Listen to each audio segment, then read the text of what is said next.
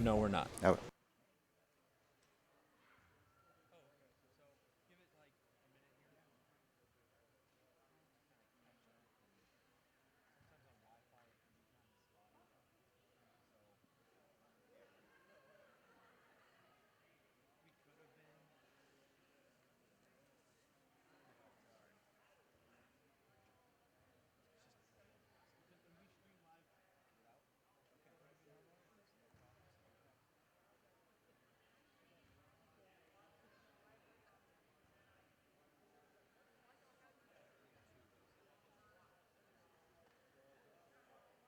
Check, check, check. 1, 2, 1, 2. Check. Check. Oh, Is boy. my mic working? Oh, yeah. Okay.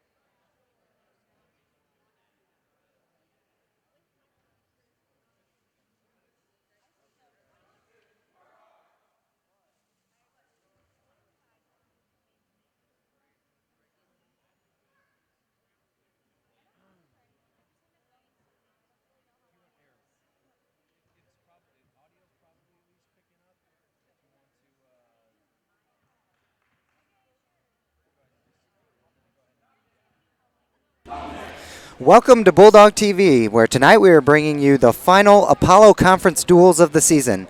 Tonight, your 19-1 Bulldogs take on the Taylorville Tornadoes and the Charleston Trojans. Hello, everyone. I am Nick Morphew, former Bulldog assistant coach and current youth club coach. Tonight, I'm being joined by, well, a man of many titles. He is MSHS Industrial Arts teacher, Bulldog TV faculty sponsor, also a former Bulldog assistant coach, and all-around good guy, Simon Anderson. Quite the introduction. Thanks a lot, Nick. Yeah, no problem. So we've both been assistant coaches under head coach Rob Ledden, and he is nearing 2 milestones tonight. He is sitting on 397 career wins, and there are 3 dual meets left this week. So Thursday at Gibson City, he has a shot at getting 400 dual meet wins. Also, he is closing in on the all-time wins record for Mahomet-Seymour. Currently, that is held by Rob Porter at 252 dual meet wins, and Coach Ledden is sitting at 248. So if the Bulldogs make it to the postseason as a team, he could be on track for being the all-time winningest coach at Mahomet as well. That is incredibly impressive, and if anybody out there knows Coach Rob Ledden, it's hard to imagine somebody more qualified, more just better for our boys, and he just really runs an excellent program. There's no doubt about it, and his tradition is celebrated in more than just this school. He's had some really great success at Clinton in the past, and great coach. Yeah, some team state trophies at Clinton, a couple state team trips here at Mahomet. Yes, he just lives and breathes wrestling, and his organization is top-notch, one of the best organized programs in the state. And I'm always impressed, at least in the corner, he's so quick to yell the right thing out to the kid. He just knows what's coming, where to put that hand, where to shift the hips, just really sharp in the corner. And then in the practice room, so detailed. I mean, as coaches, we try to teach all the little details and why we move our hand here or something like that. But Coach Ledden knows like the micro details of technique. So definitely blessed to have him as in charge of our program here at Mahomet. For sure. So tonight's first meet is against the Taylorville Tornadoes. We will start at 195 pounds, and freshman Mateo Casillas will step on the mat first for the Bulldogs. He is actually honorable mention in the state rankings for the Illinois Best Weekly State Rankings. Has had a great freshman year, currently sits at 31-9 with 19 pins. Milestones tonight.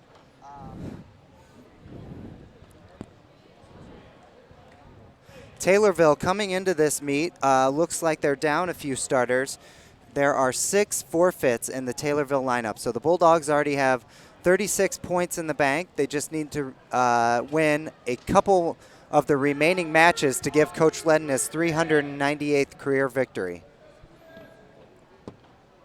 Nick, I'm going to jump in with an unfortunate announcement, and although you can all hear our voices loud and clear, we are having some streaming quality issues, and I'm going to do my darndest to get that figured out for you. But just listen to the play-by-play by Nick, and you won't miss a thing. And there's Casillas with the tap-and-go single right off the whistle. Switches to a double and has the Taylorville on his back, catches the half on the way down. Casillas getting back points here right in the middle of the mat. Plenty of time left. 1:47 left in this first period. Mateo still looking for that fall. Trying to settle his weight. The Taylorville wrestler gets to his belly. Now Casillas on top with a tough ride pressuring forward. Mateo will cut the Taylorville wrestler. This is William Blue from Taylorville. And now both wrestlers hand fighting on the edge of the mat. Casillas with his back to the center. Blue from Taylorville looking to maybe throw a hip toss. Casillas sags a bear hug and gets a takedown on the edge. It doesn't look like the ref is swiping for back points yet, but Casillas is in good pinning position. Those shoulders must be off on the far side of the mat.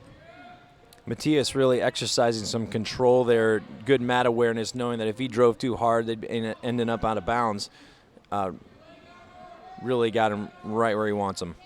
So wrestling at the edge of the mat, Mateo Casillas has a half Nelson pinning position on the edge on the Taylorville wrestler, Blue from Taylorville.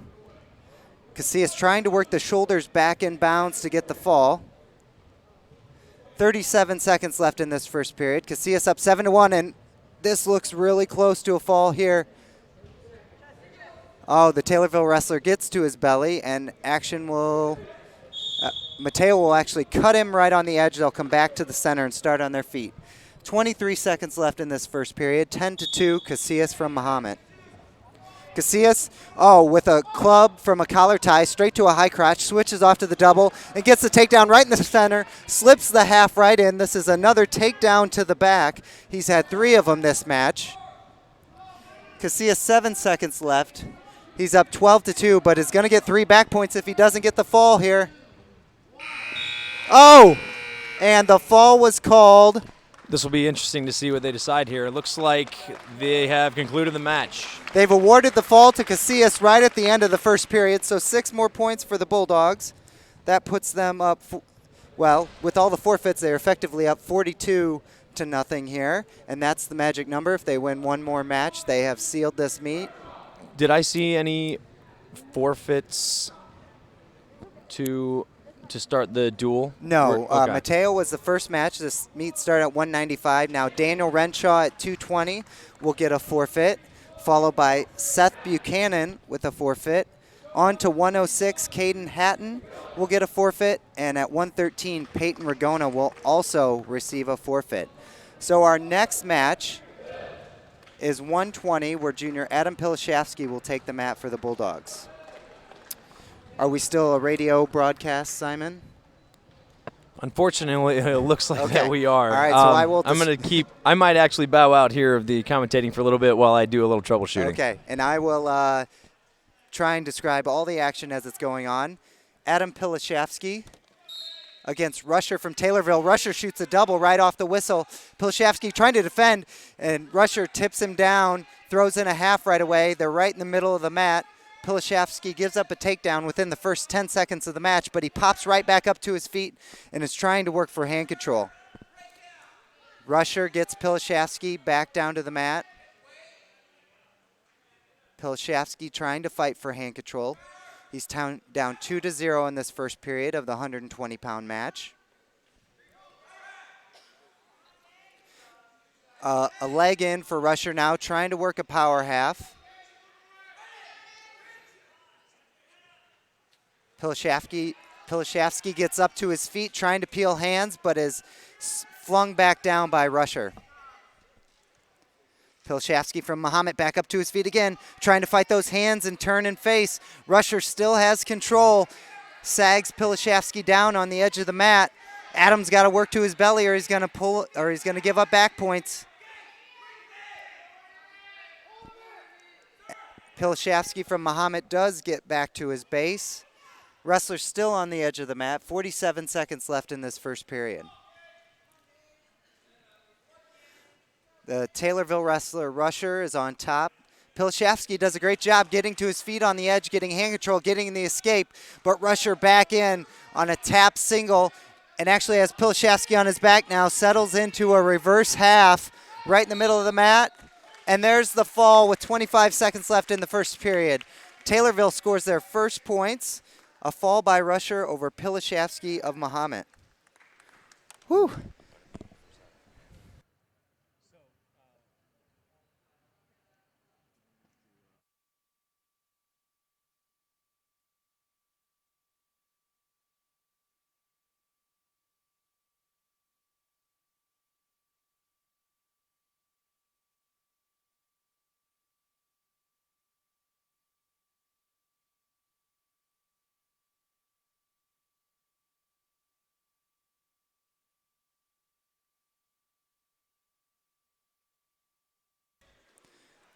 All right, you are rejoining us live as the Bulldogs take on the Taylorville Tornadoes. While we were gone, Logan Petro got a first period fall to add another 6 points to the Bulldogs score. They are currently up 48-6 over the Taylorville Tornadoes, and so they have sealed the duel already and gave Coach Ledden his 398th win. Not on? No, we're good.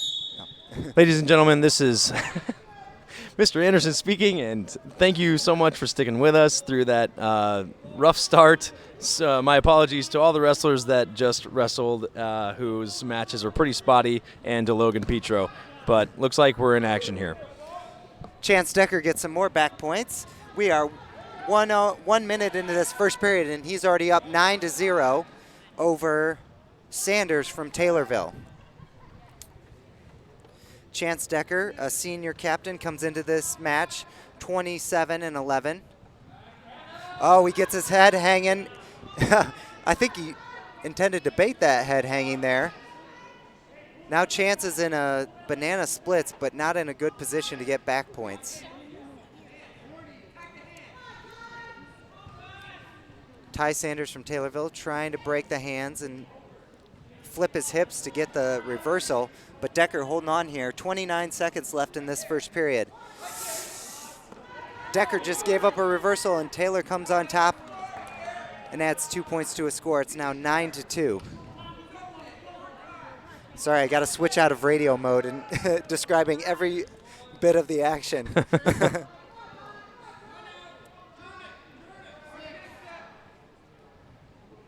Chance looking like he's kind of working the clock here, not really making a decision, wants to get a fresh start in the second period. Yeah, that sequence at the end of the first period, that happens to Chance. He just gets a little bit out of position on top and sometimes gives up reversals, but he's very good on the mat at getting those points back in bunches. Decker starts on top to begin the second period. Tries to pull Sanders into a crab ride, but is able to come back on top.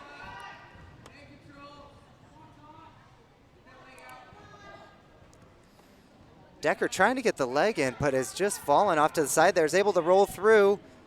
Is holding Sanders for some back points, but Sanders now has Decker trapped on his back. There's 1:34 left to go in this second period, and Decker is in trouble here. He was up big, but Sanders caught the head and now has Decker on his back. Decker needs to keep moving his legs to try and maybe hook Sanders' near leg and roll through. Decker trying to get parallel, trying to hook that near leg.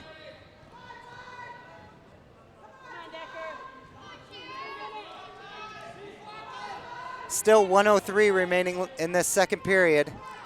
Decker needs to really look for a minor adjustment and capitalize. A moment ago, the Taylorville wrestler broke. See, right there, that break is your perfect opportunity to flurry, bridge. Oof. But it's a tough fight when you're 45 seconds left in the period. Yeah, Sanders has a leg in. I'm surprised he's not trying to get both legs. Hop sides.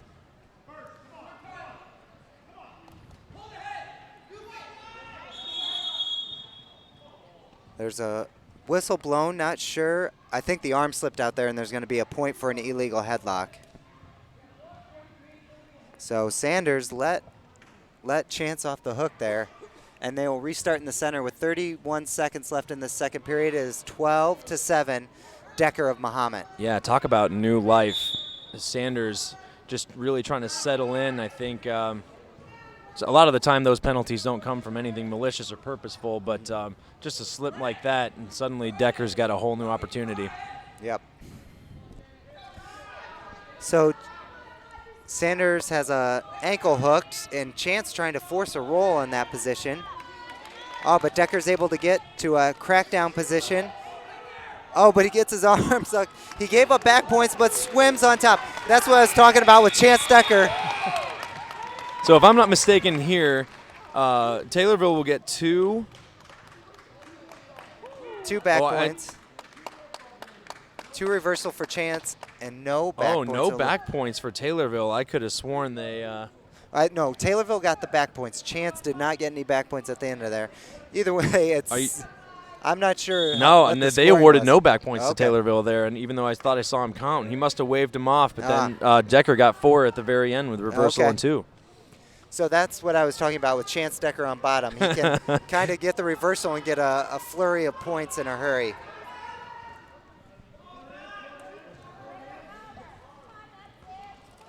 Scramble situation here. The Taylorville wrestler has the advantage. His head's up. Oh, but Decker throwing in a half and has the legs kind of in. No points yet from this position. Oh, but Decker's able to catch the elbow and pull Sanders down and comes on top for the reversal. Well, let's hope it here Decker can keep from dangling his arms. He's got those long arms, and he's reaching all the way across the belly from the opposite side. It's plain to see how he can kind of get rolled there, and sometimes these suicide directions, although that wasn't a suicide, but. Yeah, it was I know his dad will appreciate me saying this. It was an unorthodox approach to that cradle, but now he's able to settle into a more conventional position with this cradle. His bottom knee is in the side. His head is in the temple. When he gets that bottom knee in the side, he's really trying to shimmy that near shoulder down. There's 38 seconds left in this third period. Decker up 18-7, but working for the fall for the Bulldogs. Sanders really working the grip like he should. If Decker can hold on to this, he's pretty much got things sealed up. A fall would be nice, but Chance doesn't have to force anything. He could just kind of stay in this position. He gets the grip broke, but Decker with those long arms is able to keep a nice pinning hold. He's got to elevate the leg with the Turk. That's what Chance is trying to do, but he's going to lose control of the situation, and that's going to end the match. So I've got 21-7, Nick. I don't think he did not get the tech fall. He'll get the a big major decision, a 14-point major decision for Chance Decker. I think the Bulldogs will be up 52-6 now after that major. That's what I've got. Ooh, track wrestling is showing 58. Oh, they've already put in the forfeit for Gage Granadino. So 58-6, Junior Gage Granadino will take a forfeit. And Hayden Nelson steps on the mat for the Bulldogs at 160 against Herkert from Taylorville. Quick moment to shout out all of you at home. Thank you so much for joining us and, of course, for sticking with us through those early technical difficulties. You're listening to Nick Morphew on the mic, wrestling guru, as I say. Does a great job calling the play-by-play. And I'm Simon Anderson, teacher here at Mahomet-Seymour. Thank you so much. So Nelson tries a fireman's attempt. Man, Heckert looks strong. Oh, and he is able to throw the hip toss, but Nelson was able to wiggle out at the last second. Heckert from Taylorville up 2-0 here in this first period. This is where Hayden Nelson has really improved on bottom. He's got that one arm trap now, but he's got good balance here. There, he readjusts. Yeah, I really liked how he didn't panic there. He didn't sit to his butt. He kept the back pressure going into him. It didn't quite work out for him, but that was a good position to be in. Hayden Nelson hopping into the starting lineup. He's wrestled a variety of weights for the Bulldogs, everything from 152 to 170. There's 59 seconds left to go in this first period. Hayden Nelson starts on bottom. He's got a pretty lightning knee slide to a stand-up here, and I'm guessing that's what's coming. Knee slide, stand-up. Oh, didn't get his hips away quite enough from Heckert there when he stood up.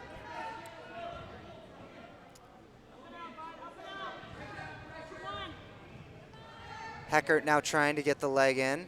Nelson doing a good job trying to get his knees underneath him, trying to establish some balance here in bottom. Giving up that left wrist to Heckert, though, and now Heckert looking for a chicken wing. Ooh, he's got it sunk in as he gets Nelson flat. This could be danger for Nelson here. The edge of the mat is near, though. 23 seconds left in this first period.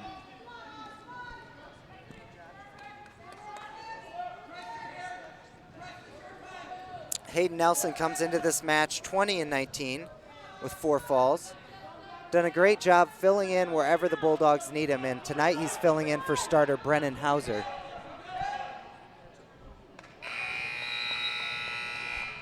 And that ends the first period. Nelson from Mahomet down 2-0 against Heckert from Taylorville. Nelson is going to choose neutral to take at the start of this second period.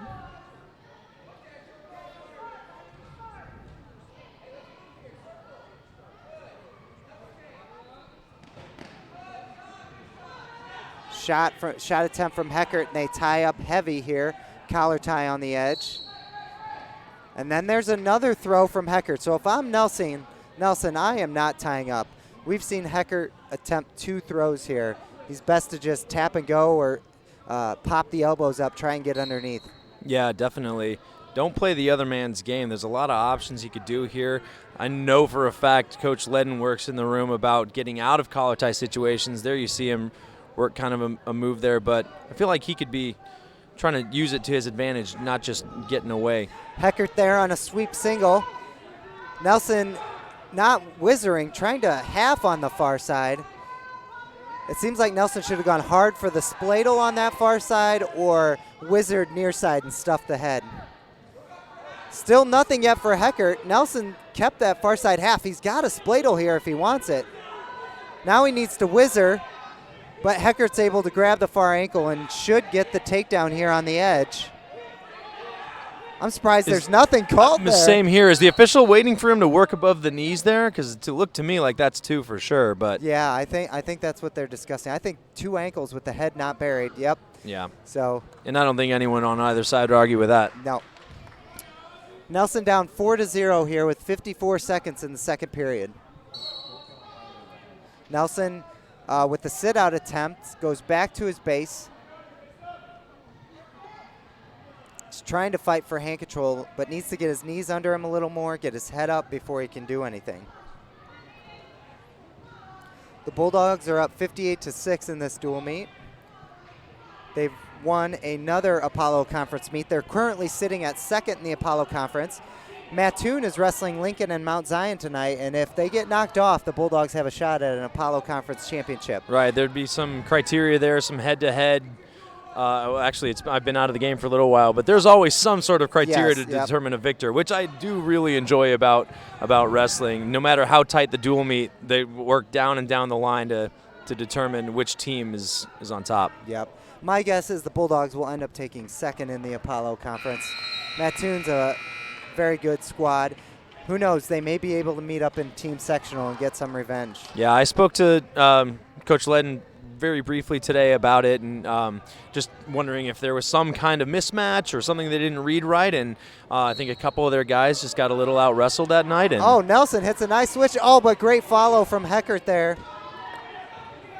Yeah, that Mattoon squad featured 5 state qualifiers, and I believe 1 or 2 of them were state placers. And all the Bulldogs that matched up against them wrestled them really tough. And in fact, a couple of those were toss-up matches. Braden Heinold lost in overtime to a state qualifier.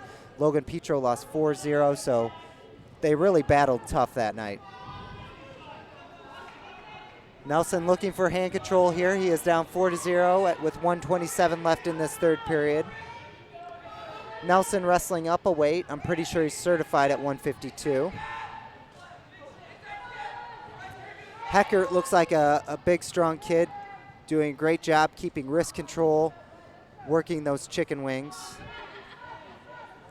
Nelson getting to his feet, but his ankle's trapped. There may be a stall call here.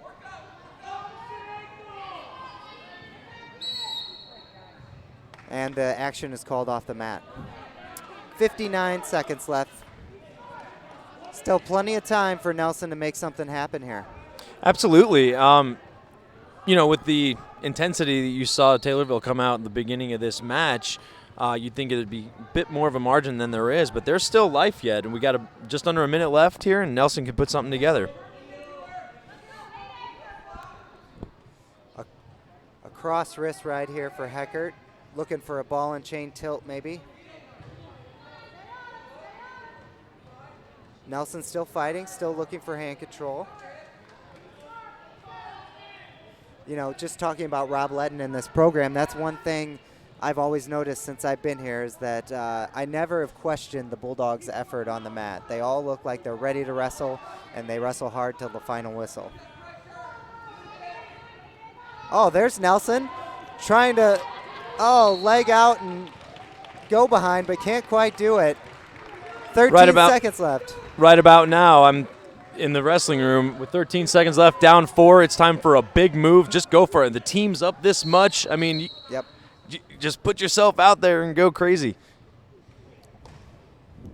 Caution there, minor warning on Taylorville. 1 second off the clock, 12 left. I'll be interested to see what Nelson has. He does have a nice knee slide to stand up, but that's not enough points in 13 seconds. He tries just a straight stand up. Now he tries a switch. Doesn't look like he'll get out here as time expires. Taylorville gets the decision. Good win there by the Tornadoes. Fine wrestler. Second victory of the night. It is now 58-9. And Peyton Myers will take the mat. Junior Peyton Myers at 170. Talk about a kid sacrificing for the team. Got beat out at wrestle-offs at a couple of the lighter weights, and now he's wrestling undersized at 170. Tell me about it. The size difference here. Oh, goodness. Ooh. He's caution, and the wrestlers knocked heads there. Yeah, a bit of a knock there, but you got to love a wrestler ready to go on the whistle. Yep. You know, Myers probably has the quickness advantage. He cannot get in these tie-up situations. He's got to go around with like sweep singles or something rather than through. This is Zeb Anthony from Taylorville, and yeah, he looks like a pretty stout wrestler. Absolutely. Myers trying to go upper body. Oh, hey, gets his hips in front. Almost had it there. Now trying to back trip on the edge.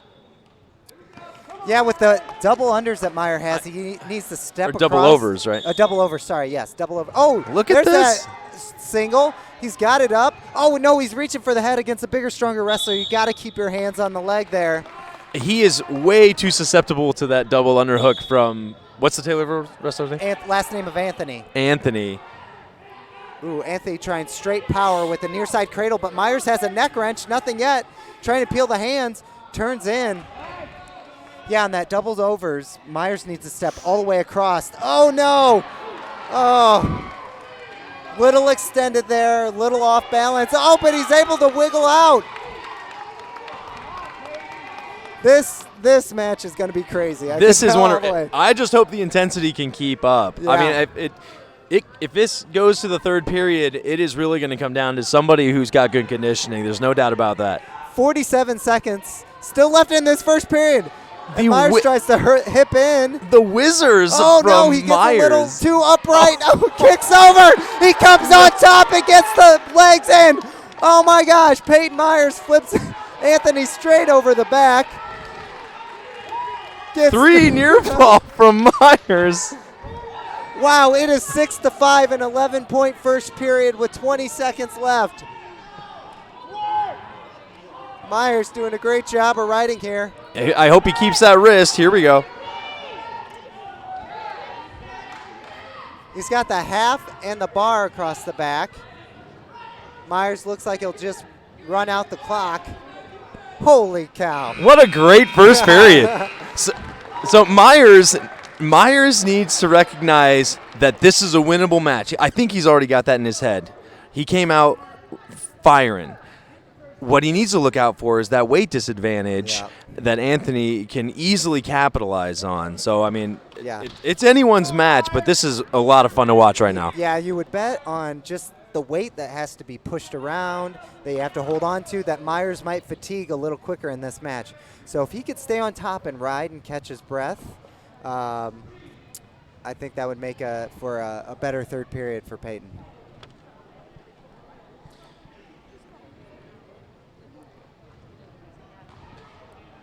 Myers looked like he was able to ride there at the end of the first and gets a nice chop here. Oh, no, he let go of the wrist. He just needs to keep the wrist. Now he's trying to throw the legs in. Don't know if that's advisable here. If I were Myers, I would just chop and go to that wrist. Oh, and he cuts him to tie the match up at 6-6. Peyton wants something big. He doesn't want a decision. Ankle pick attempt by Anthony. Drives Myers off the mat, and that's a stalling call on Myers. He sure is preferring those overhooks, which is odd to me, yes. You know, sometimes there are guys, they're usually good Greco guys who are very comfortable in those overhooks. They put their hips into the guy, really jack their opponent up. Oh, now it looks like that fatigue might be setting in. That was pretty easy snap down and go around there by Anthony. Yeah, you got to give a little props there for Anthony's kind of smelling it, I think. He knows he's got the weight. That's the right move on his part. Just something easy, work him down and spin around. Myers trying to come out the back door. He's down 8-6. Oh, now he drives in, and Anthony tries to throw it but can't get the leverage. Myers on top. I don't think he'll get he's trying to stretch that arm out. There's the fall! Another 6-pointer for the Bulldogs. What a great match for Peyton Myers. That was really exciting. Holy cow. Good for him. Wow. So Myers adds another 6 points to the Bulldogs score. Man, I can't wait to watch him wrestle his next one tonight. Oh, hey, Carter, how are you? Yeah, for sure. That was awesome. And hey, you called it from the get-go. I mean, this is a young man who's just kind of putting himself in the spot for the team, and boom, comes out and gives it everything he's got and ends up with 6. Definitely making some memories here in the Bulldog lineup. All right, here on the mat is freshman Colton Crowley at 182. Man, another well-built Taylorville wrestler. This is Alex Angel from Taylorville.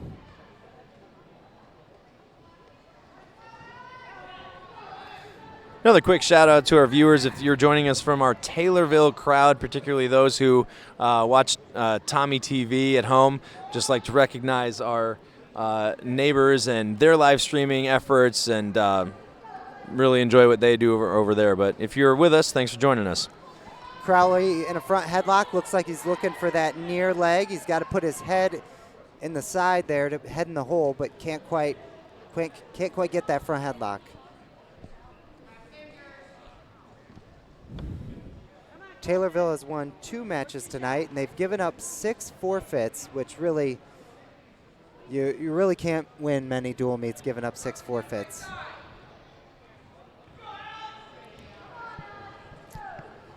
Both wrestlers working for position. Crowley. Speaking of which, team score.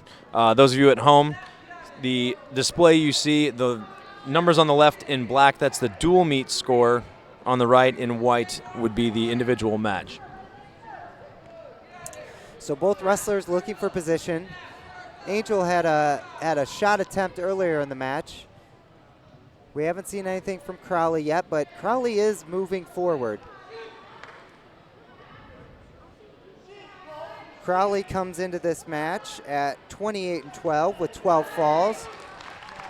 Crowley gets the takedown. I looked down at my score sheet. I didn't see what that was there. I missed it too, sorry. Looking down at his record, Crowley gets a takedown at the end of the first.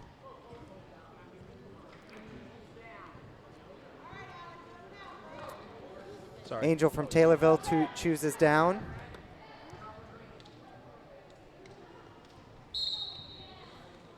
Crowley with a spiral, gets Angel down. Working his wrist, getting across the back. This is a position that older brother Hunter loved to be in with that arm stretch across the back. I should say all-time Mahomet pin leader, Hunter Crowley, used that move a lot to effectiveness. He had a heck of a career here. His 4 years were lined up exactly with my 4 years of coaching, and he was definitely it's funny, not the most exciting wrestler to watch, but just he knew how to win. Workmanlike, yeah. Yeah. So Crowley doing a great job here on top, getting wrists, keeping the pressure on. There's a stalling call on the Taylorville wrestler.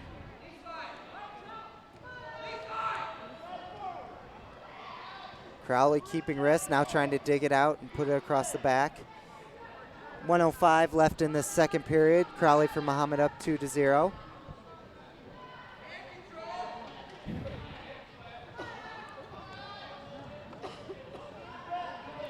Crowley really hasn't had the opportunity to try a pinning combination. He's just kind of hanging out and riding, but he's off the hips, out to the side.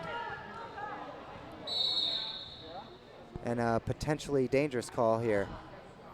We will reset with 41 seconds left in this second period.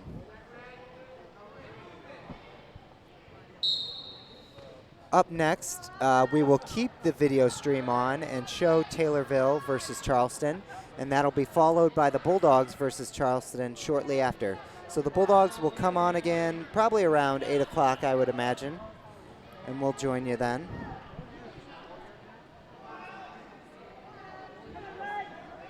Crowley has ridden this whole period. Less than 20 seconds left. The match score is only 2-0, but Colton has been in control. Yeah, and there you see that wrist control again. It's amazing because the guy, they don't anticipate the flexibility in a Crowley's wrist, because Hunter did that too. You try to twist down and out to regain your wrist, and then he falls at your right and puts it right on your back.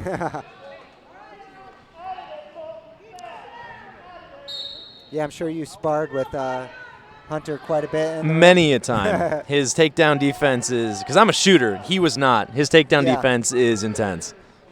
Crowley up for the escape. He's up 3-0 now.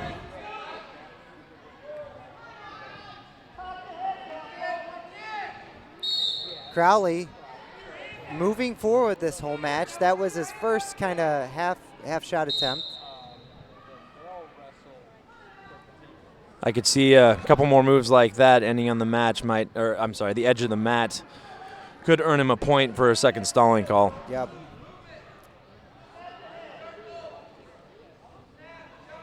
There's a shuck by attempt by Angel from Taylorville. Yeah, Crowley moved pretty quickly on the end of the takedown that I missed. I just saw the tail end of it. I'd like to see him, fire off that quickness a bit. Now there's a snap. Ooh, Crowley drops to his knees. I think that was a shot attempt. And now he tries a fireman's on the edge here. And I don't know how sensitive our mics are, but I wish I could get a replay there because there was a classic Coach Ledden voice crack. What? Yes, many of them saying, no!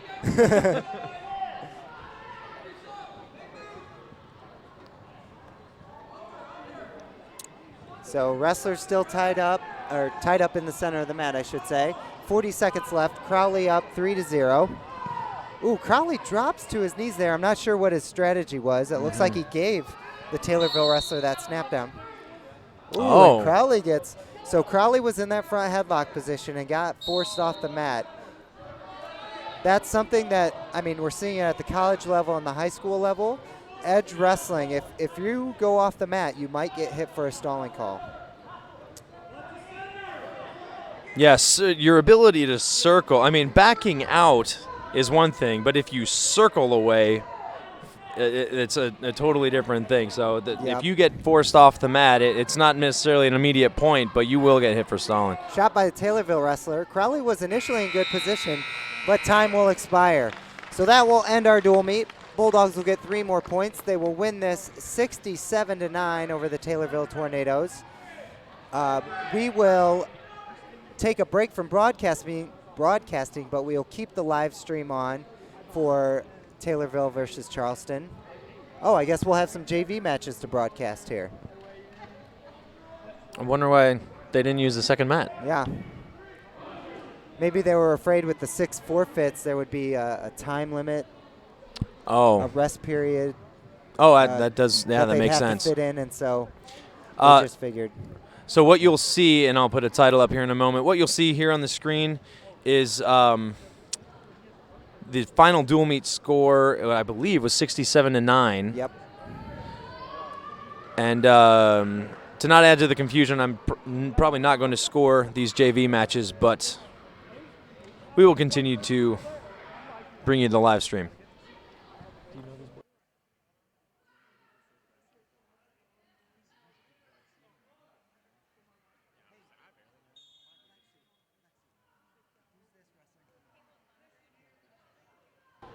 This is Caleb Bundren for the Mahomet Bulldogs.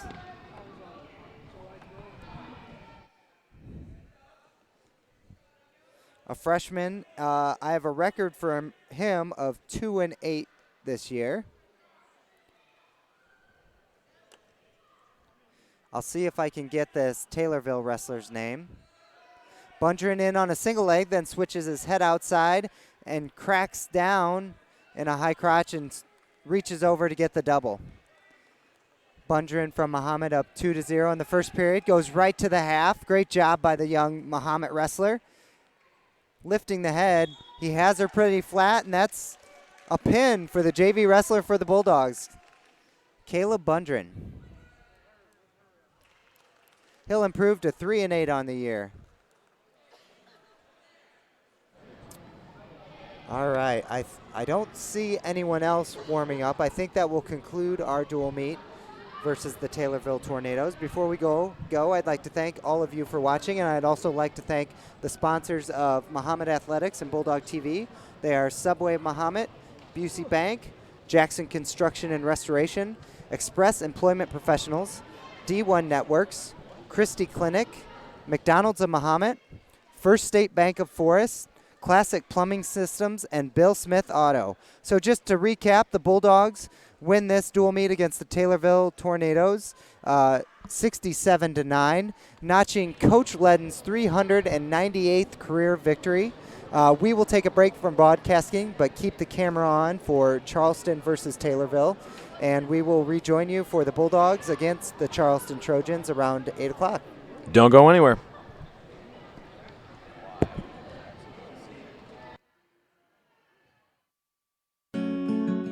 For 150 years, you've believed in Busey. You dreamed of owning your first home. You partnered with us to customize a plan. You started a business. You trusted us to guide you through the ups and downs. You wanted to leave a legacy. You allowed us to bring your dreams to life. We thank you for the opportunity to serve you and your family for generations. Busey, fulfilling dreams since 1868. At D1 Networks, we take our role in connecting, protecting, and monitoring businesses in Central Illinois very seriously. When you need us, we'll be there, with service that sets the standard. From access control and structured cabling, to video surveillance and fiber installation, we always strive to provide creative solutions to the ever-changing technology needs of our clients. Contact D1 Networks today. Visit our website or call us at 855-836-6363. One company is on a mission to put 1 million people to work each year. Sounds like a big number, doesn't it? Not to Express Employment Professionals. Are you looking for the right opportunity? Choose Express for a new job or the next step in your employment. We take pride in connecting the right people with the right company. Let us help. We'll open doors for you. Express is on a mission to put 1 million people to work each year. Mahomet-Seymour alumni Jordan Rock on how high school students are important to Fisher National Bank of Mahomet. I think some important considerations in high school banking are how much money you're going to set aside for the future, because I remember getting my first paychecks, I just wanted to spend it all at once, and that's really not a good idea. So I think one of the important things is to figure out how you're going to save the money, and also setting some money aside to spend and have some fun with. I'm Ryan Heiser. I work at Fisher National Bank of Mahomet. Please stop by and see us soon. Stop by and meet Ryan and Jordan and the team of Fisher National Bank of Mahomet. Jackson Construction and Restoration is a family-owned and operated company specializing in residential and commercial services. We have been serving Central Illinois for over 20 years. If you want to remodel a room, restore a deck, or even start fresh with a new house, Jackson is there. And in the times of need after any fire or storm damage, our team of experts is there to help you rebuild or restore your home. Call now for an estimate on your next project.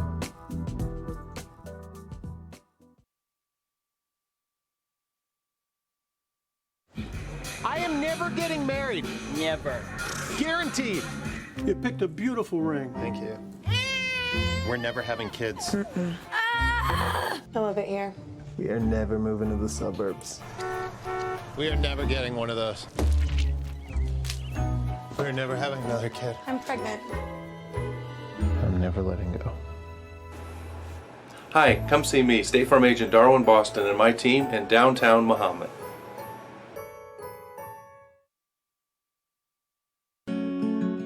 For 150 years, you've believed in Busey.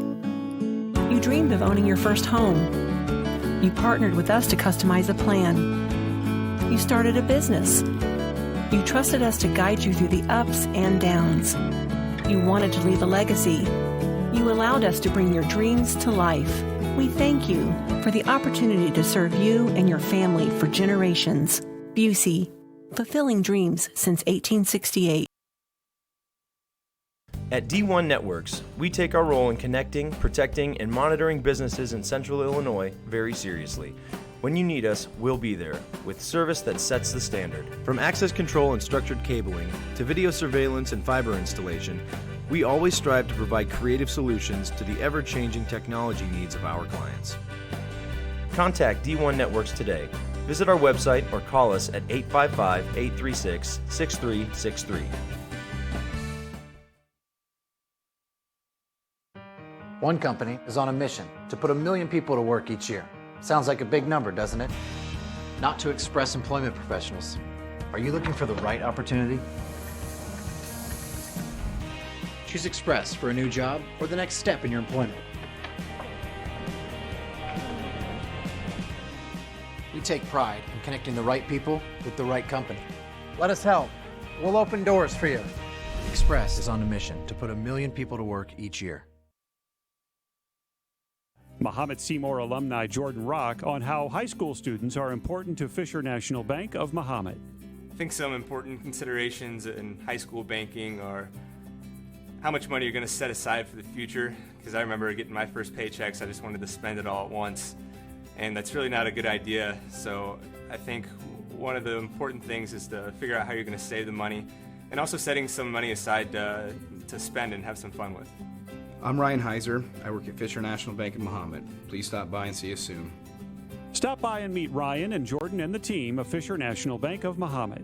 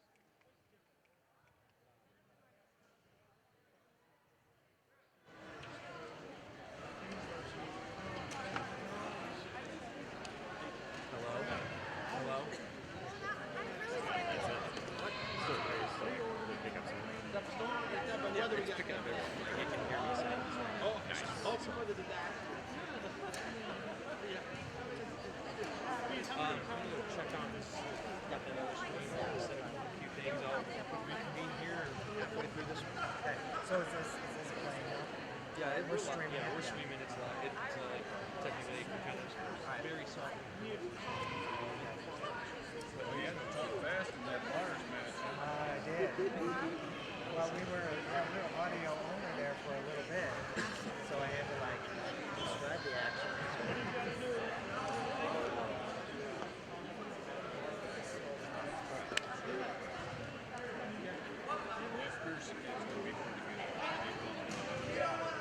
Yeah, it'll be a good test of Brady.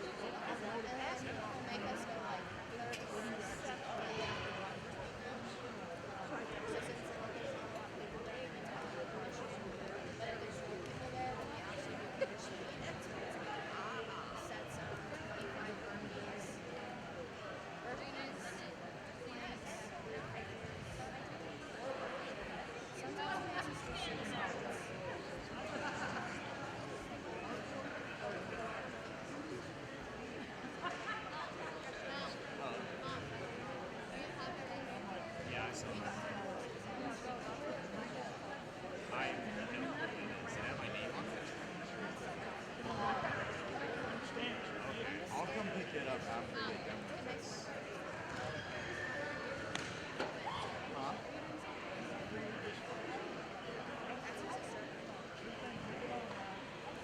Down below.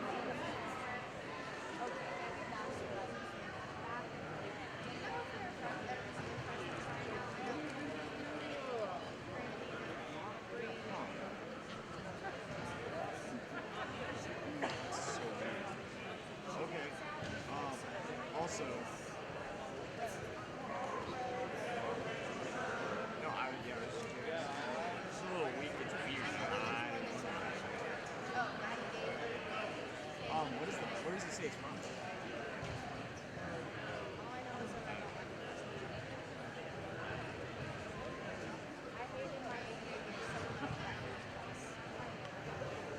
China. All right. Well, I'll talk to you later. It's so weird.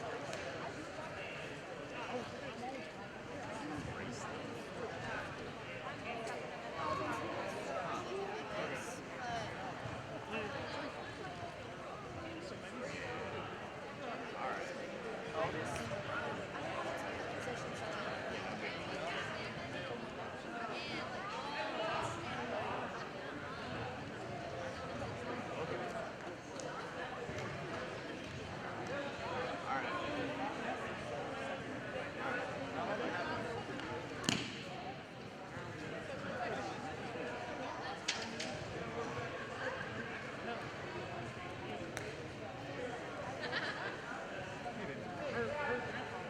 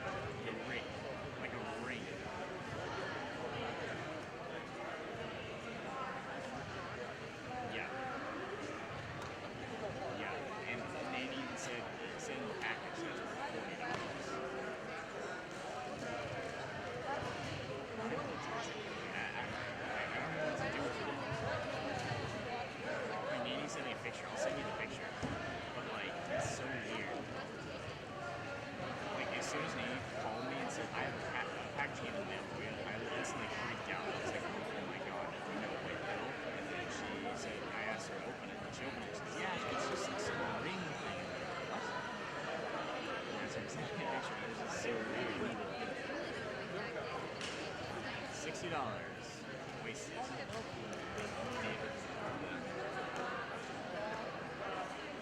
Biggies.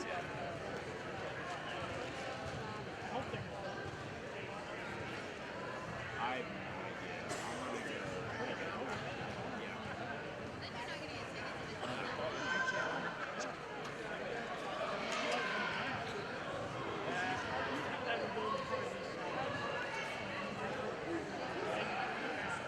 Oh, you blocked it off.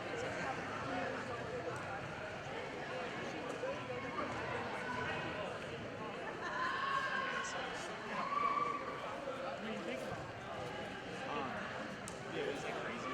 Like, as soon as I was in the trip, I'm gonna pick it up after I get off.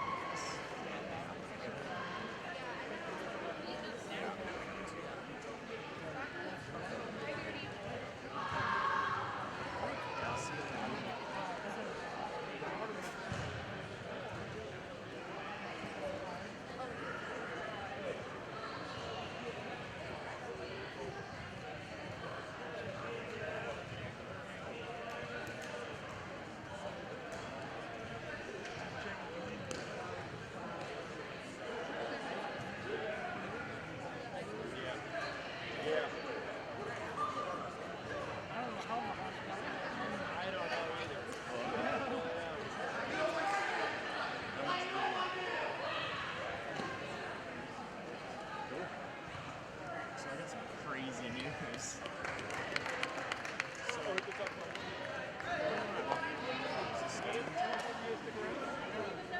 I can pack it to the mail. So what do you think it is? First guess. No. So the people that sent the thing they sent me a gold ring that goes around your wrist. One big solid piece. It's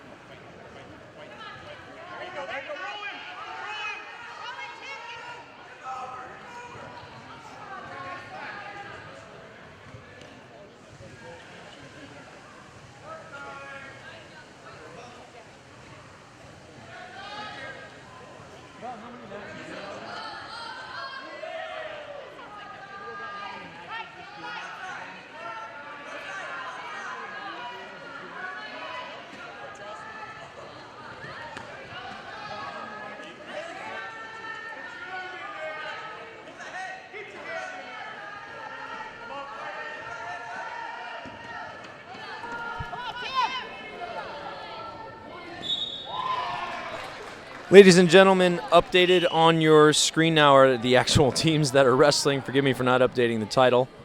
This is Charleston High School versus Taylorville High School. If you are joining us in the Mahomet area, Mahomet will be back on the mat versus Charleston as soon as this dual meet concludes, which should be in just a couple more matches, and then a break to allow for time between. Also, if you are from the Mahomet area, Bulldog TV is double live tonight, and currently in the main gym, a live stream started to show the conclusion of the JV game, and the Varsity will be taking on Bloomington High School. So if you are joining us in the Mahomet area and you want to see some more Bulldog action, follow the link at our YouTube channel. Thanks for watching.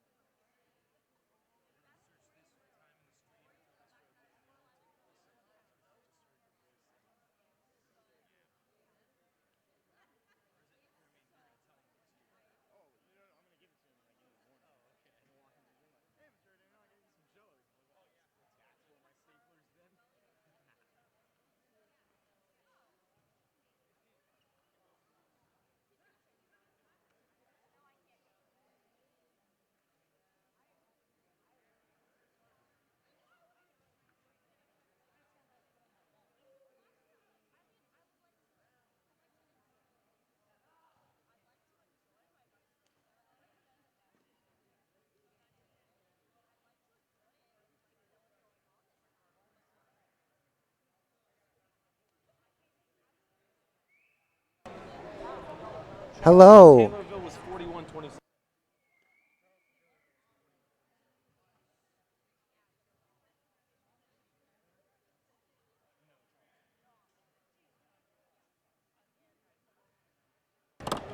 Hello and welcome back to Bulldog TV. Tonight we are bringing you the second of the Bulldogs Apollo Conference duels against the Charleston Trojans. The Bulldogs won the earlier meet 67-9 over the Taylorville Tornadoes. In between the two Bulldogs matches here, Charleston defeated Taylorville 41-27. That Bulldog victory earlier tonight was their 20th victory on the season. It's always a great year when you can get to 20 dual meet victories. 15 is a pretty solid year, but when you get to 20, you've had a great dual meet season. That 20th Bulldog victory also gave Coach Ledden his 398th career victory, and the Bulldogs are hoping to get 399 in this meet against Charleston tonight. Before we get underway, I'd like to thank our Bulldog sponsors, Bulldog Athletic sponsors. They are Subway of Mahomet, Busey Bank, Jackson Construction and Restoration, Express Employment Professionals, D1 Networks, Christie Clinic, McDonald's of Mahomet, First State Bank of Forest, Classic Plumbing Systems, and Bill Smith Auto. I am Nick Morphew. I'm a former Bulldog assistant coach and current youth club coach, bringing you the action tonight. And I will be joined occasionally by Simon Anderson, MSHS teacher, and for also another former Bulldog coach. Thank you, Nick. So that first meet for the Bulldogs, pretty dominant win. But Taylorville gave up a lot of forfeits. It looks like in this meet against Charleston tonight, Charleston is giving up 5 forfeits. So, in effect, the Bulldogs have a 30-point lead. And that is a trend that we've been seeing a lot this dual meet season, is a lot of forfeits, which is unfortunate. So let's hope that the Bulldog wrestlers that do step on the mat are ready to go and really try for the clean sweep of the weights here. I'd like to take this moment to thank my lovely wife, Gina, for letting me do something with wrestling yet again. Gone 3 nights a week for kids club practices and Sunday tournaments, and I also do Bulldog TV. So I'd like to tell the family at home hello and thank you, honey. Backing that up, we here super appreciate the help from all our volunteers. Ryan Heiser does a lot of events for us, but Nick has been so consistent and awesome. So, Gina, if you're listening, thank you for letting us borrow him. And likewise, I'd like to shout out my own family for the sacrifices they make when I have to be out here late. So, thank you, honey. So, yeah, but it's a lot of fun. I'm not going to lie. I enjoy broadcasting these meets for the Bulldogs. And tonight's meet will be starting at 285 pounds. Senior Seth Buchanan will get his second forfeit of the night, sadly, so we don't get to see Seth wrestle. Seth is currently the 6th ranked heavyweight in the IWCOA rankings, and I'm just super excited to see him wrestle in the postseason here next weekend. There is senior captain Seth Buchanan getting his hand raised. I see he worked up a good lather for his forfeit. Just a testament to he doesn't really go halfway on anything. You know, he's a great team member, whether he's wrestling that night or not, hustling down the line like you should. Caden Hatton, the freshman for Mahomet, takes the mat at 106 and tries to get in on a quick shot. He is wrestling Madeline Bryant from Charleston. Bulldogs up 6-0 early here as Seth Buchanan got that forfeit. Hatton in right off the whistle. We've seen him do that a few times. And a quick takedown here with 1:42 left in the first period. He's got that leg inside for that, I've heard it called a Merkel position. Many people have different names for it. He gets out of that position and tries to bust Bryant forward.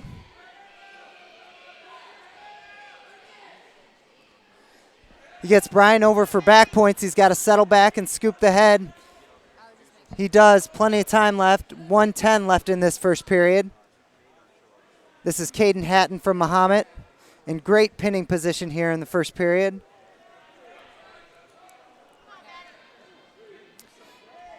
And there are the 3 back points. Hatton going right to work, putting together a 5-point period here already.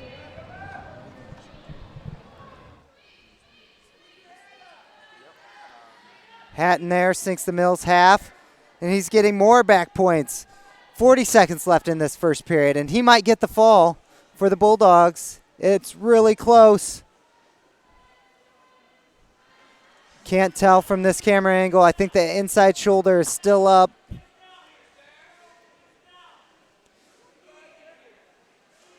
Hatton trying to readjust, maybe drop his chest and push Brian over again. He needs to drop his chest, get chest to chest. And there's the fall for Caden Hatton. Another 6-pointer for the Bulldogs. They go up 12-0 over the Charleston Trojans. Following Caden now will be Peyton Ragona receiving a forfeit. This is the second of 5 forfeits for the Charleston Trojans. On your screen, ladies and gentlemen, left side in the dark, in the black area, dual score. That's your team dual meet score. On the right in the white will be the individual match score, if I can keep up. Bulldogs up 18-0 now. 3 6-point victories. Oh, sorry. Yes. 3-0. 3 6-point victories. Or 18-0. 3 6-point victories. This is Austin Rocket from Charleston. Gets in on a quick shot on Adam Pilashevsky from Mahomet. Adam doing a good job of fighting for hand control there on the edge, and the wrestlers will come back to the center with 1:42 left in the first period.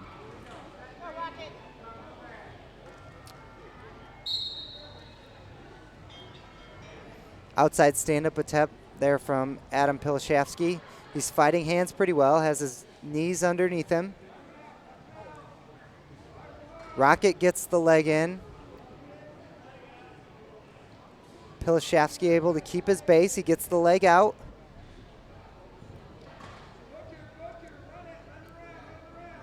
Rocket doesn't quite have the butcher correct. Can't run Pilashevsky over. Oh, and there's the crossface, and he drives Adam over. I think he got a 2 count there. No, it was 2-1 counts. 2-0 with 1 minute left in this first period. There, Adam gets to his feet, is really fighting the hands well.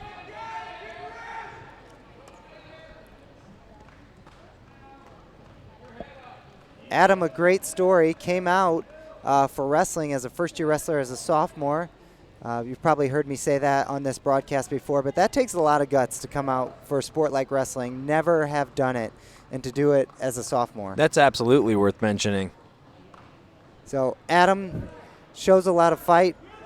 Has been in the varsity lineup this year, mainly due to injury to the regular 120-pounder, but has done a good job representing the Bulldogs.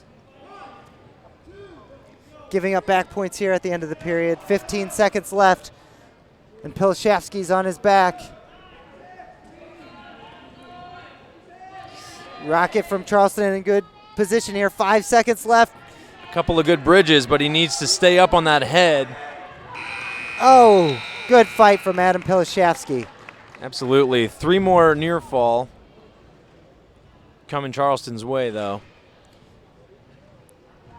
Looks like Adam's choice, and he's going to gamble on top. So he was taken down right away. He was turned when he was down, so coaching staff putting Adam on top, seeing if he can generate some points against Rocket from Charleston. Rocket's able to snag the leg, come around behind for a reversal. He's now up 7-0. Working on a major decision.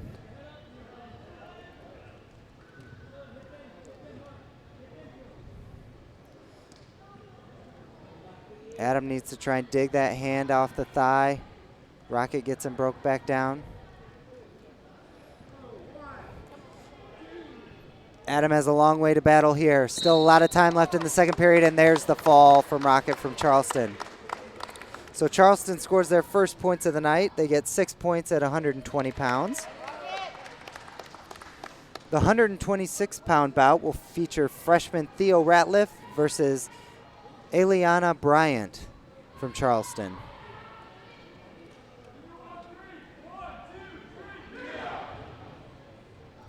Theo, a freshman who's been in the lineup. The regular starter is senior Noah Schnepper, is out tonight. Theo comes into this match 18-13 with 8 pins. Bryant moving forward, and Ratliff responds. A little jab step and then a long shot. Ratliff with nice defense and then a re-attack here. Has the leg up, trips Ratliff to his back, but he's able to scramble on top and get the legs in. This should be 2 points for, he does get the 2 points, but falls off the top. Now he's giving up, he might be giving up back points. He needs to crawl forward here. Great initial defense from Theo to try and get the legs in. He did get the 2-point takedown, but slid off the top. And now Bryant in with a tough leg ride. 2-2 with 1:19 left in this first period in the 126-pound bout. Man, and she sure was able to snake that leg in deep. I mean, boy, I've been out of the room for a while.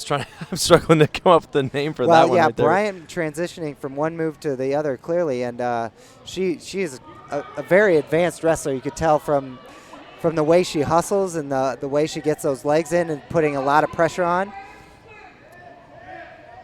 I wonder if she's had the opportunity to wrestle in a couple of these all-girls opens, because it looks like she would do pretty well. Absolutely. Women's wrestling has been designated as an emerging sport at the IHSA level and NCAA Division II and III level. So in the near future, we may see all women's wrestling not only in Illinois, but at the NCAA level as well. I wonder what kind of feedback. Oh, here we go. What some of the young ladies who started their careers wrestling young men would prefer the challenge of staying in the competition with the boys when an all-women's wrestling sport is available. Well, I think there will be so many more doors open for opportunities like scholarships and things like that at the college level. So, yeah, starting wrestling against boys, but then showing yourself as one of the best females in the state definitely will open up some opportunities for these young women. The score is tied at 2-2 as we open the second period. Ratliff from Mahomet starts on top. Theo did a nice job of not giving up back points, but gets his elbow a little bit too deep there. And Bryant is able to fling Theo down and hop her hips over, and she's got that leg back in. But Theo's in good position with that hand across the back and hips high. Yeah, he's got to keep those hips high, and there she's sinking those legs a little deeper. And Theo rolls across, not giving up any back points yet. Bryant up 4-2 over Ratliff from Mahomet. Now she's trying a 3/4 Nelson. Ratliff needs to keep his head up, maybe flatten out. Oh, he dropped his head there. You might have heard Coach Ledden say, watch TV. That means just drop on your belly and prop your hand under your chin to keep your head up there. Good defense here. It's kind of a dangerous thing to yell from the side. A lot of officials might almost look at that as a attempt at stalling. But in this situation, it's a direct counter to what she was doing. But now Theo's in danger of a leg cradle here. Bryant tried to sling that leg over the top of the head.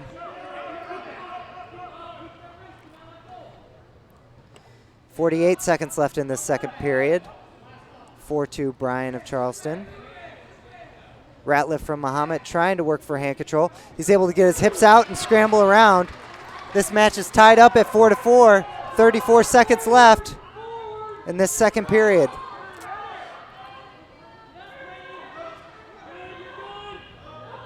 Theo trying to lock up a cradle of his own. And he doesn't have the arm trapped. Yeah. I was just going to say I would prefer you get the crossface and grab that tricep Sure, first. we've seen pinning been done in that situation, but it's all much harder to turn somebody without the arm trapped inside and just a bit weaker of a grip. Gives the other person a lot more leverage. 3 seconds remaining in the second period. All right, this is setting up to be a great third period. Tied at 4. Theo Ratliff chooses neutral. He took a long shot, and Bryant was able to counter pretty easily in the first period for that first takedown. So Theo really needs to close the space, work from a tie-up that he likes, and attack those legs. He's a little far.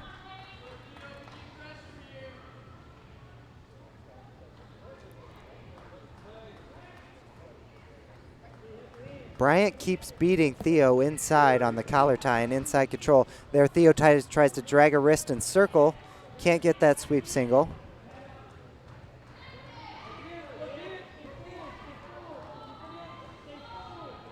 Theo's moving forward.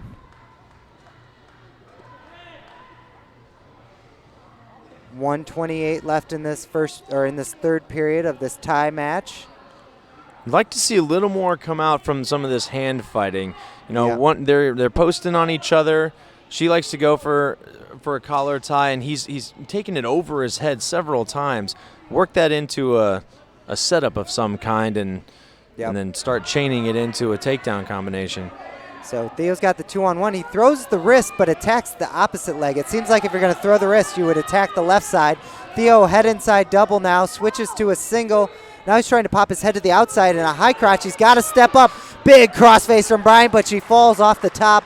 And Theo Ratliff comes around for the 2-point takedown. It's now 6-4 with 43 seconds left in this third period. I think Theo's had the arm there temporarily for that cradle. Mm-hmm.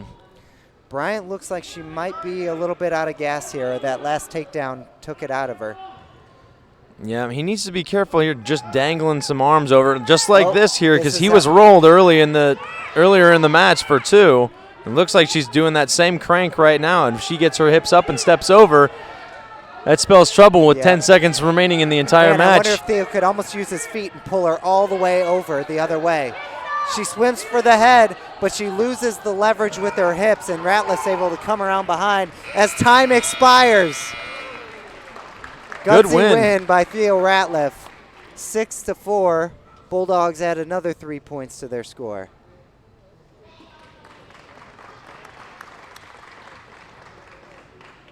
The team score now stands at 21-6 Bulldogs. Oh, no, I think it is 24-6 actually. Oh, I've got 21. Is that? Let me see here. Oh, you're right. Yep, 21-6. Now this is a big match. Braden Heinold, honorable mention at 132, against Trey Piercy, ranked number 5, actually at 126. So I don't know if Piercy is a 132-pounder or has wrestled 126, but he's actually ranked at 126. This will be a great test for Braden. Absolutely. To see where he's at. Yeah, very skilled young man, only a sophomore, but showing a lot of improvements in the year past. Yeah, Braden has made huge strides this year as a sophomore. As a freshman, you know, he always battled. He was always hustling, but lost probably more matches than you would expect. Heinold doing a nice job fighting off that takedown from Piercy.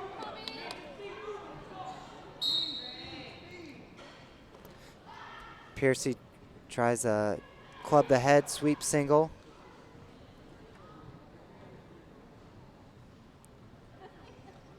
Heinold's able to keep the inside control on the right side. Piercy shucks it by but can't get a shot off. Heinold with some jab steps and fakes. Both wrestlers still trying to feel each other out. I don't want to say this too loudly, but Piercy's definitely the aggressor moving forward. It's kind of quiet in the field house. Don't want to give the refs any ideas. Oh, Piercy gets a high crotch, goes to double it off. Heinold's fighting with his legs back. He's in good position with the out of bounds here, and they go out of bounds. If that exchange happens again, Heinold might get called for stalling.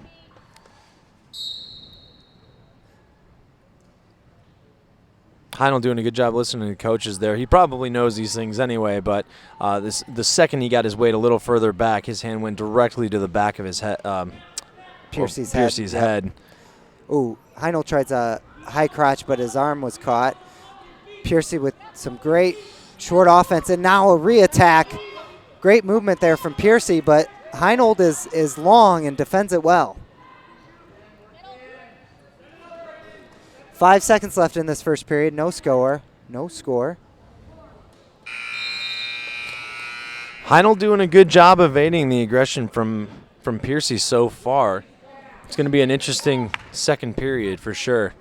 Heinold chooses down. Now, Braden has some nice explosive movement, but I've seen matches where he's gotten a little bogged down on bottom. Piercy with a hard chop there. Heinold gets his knees back under him quickly, though, and has hand control. Piercy's looking for the leg in. Heinold doing a great job getting to his feet, fighting his hands. Now they're on the edge of the mat. Heinold hits that hard standing switch, and it's called out of bounds. Give him one, though, no? Oh, it sure looked like lost control on the way out. Yeah, I'm kind of surprised there isn't one. I think that maybe the proximity of the hardwood floor, Braden hit that so hard, and their momentum was carrying him towards that floor that might have played in the ref's decision there. Excuse me. That's what I'm talking about with that explosive movement from bottom. Braden really has those switches that are quite a weapon.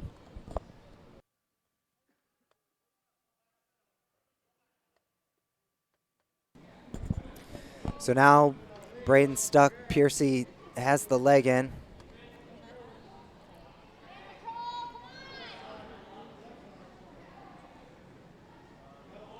Piercy looks like he has a chicken wing on the far side.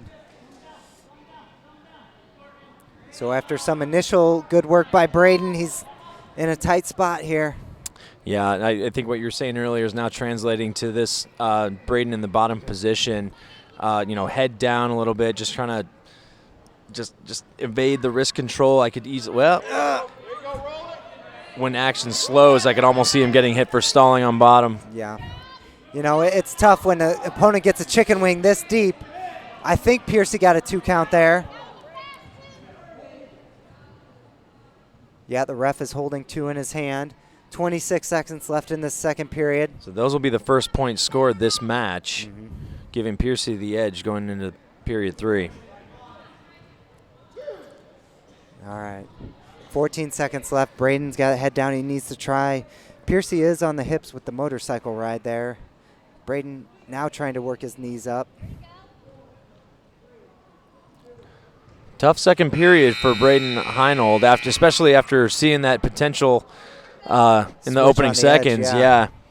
But I think Piercy kind of sniffed it out and was prepared for it if I'm not mistaken, the action didn't break even once after that, did it? No. It was a straight 2-minute ride.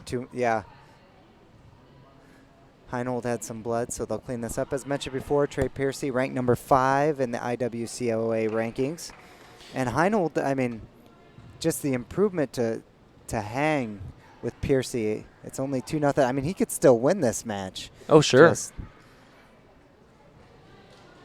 Yeah, no doubt, though, that Piercy's showing some solid skill out there. He's earned that rank. Go ahead. No, sorry, I was just going to say I'd like to remind everyone that Bulldog TV is always doing their best to show everything they can, and we are double live tonight with the varsity basketball game currently underway. Not to detract any viewers from here, but as soon as this dual meet is over, why don't you make your way over there? Yes. And, I always like to use, I think I say this in every broadcast as well, I like to use Braden Heinold as an example of someone who came to wrestling a little later. Now, he comes from a great wrestling family, but he didn't start until junior high, and there was some development in junior high, but, man, you could see as he's growing and filling out his body, and just he's taken huge leaps physically and athletically as a wrestler. And, man, this year and I think his following 2 years are just going to be very successful. That's great. So Heinold cuts Piercy. He's down 3-0 now with 1:43 left in this third period. Oh, Piercy in on a low shot and then switches to a left side single. driving up to his feet. Heinold just kind of draping over the top. He really needs to push the head and get that foot down to the mat. Oh, he's trying to roll through, trying for something big. I love the effort, and Heinold in this scramble comes out with a single, but Piercy had him stretched out and is able to spin around behind for the 2. Got to admit, I mean, like you said, you love this sort of, I wouldn't call it a last-ditch effort, but definitely not your first choice of shot defense, but that roll was a great. Here's that switch from Heinold. Let's see if he can prevent Piercy from following here. Piercy follows well and is able to come back up on Braden. Great job by Piercy there. Yeah, you could just tell the way that Braden was sitting and trying to force that Piercy was probably going to be able to follow that one. Yeah, I love the hustle and scramble attempt there from Braden on their feet. Coach Ledden is always telling wrestlers, don't be afraid to take risks and try something. Ooh, cross faces by Piercy. Might be getting a little frustrated with Braden because he's keeping it so close. 20 seconds left in the match.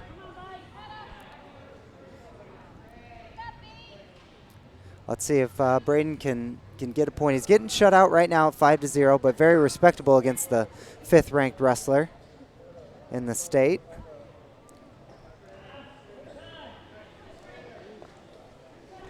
So time expires on this match. I think that'll be a good learning experience for Braden Heinold.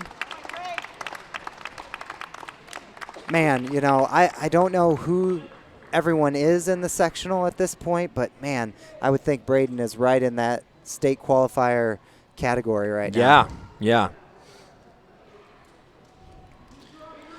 Little shout out to those helping us out tonight. It is a small team, but to my right, controlling the camera is another Braden Beard, talented musician, former wrestler himself, just all around great Bulldog.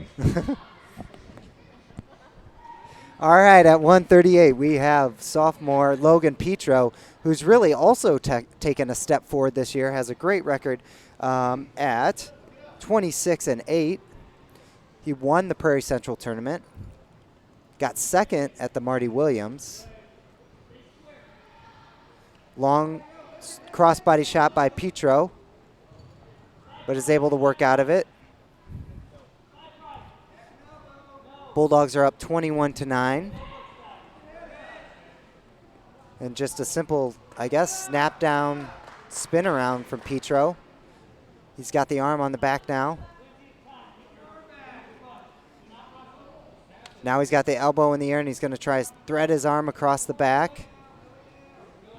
This is that Hunter Crowley finish here that we were talking about earlier. He gets off the leg at the perfect time, and now he has the Charleston wrestler on his back. This is Joseph Perez from Charleston.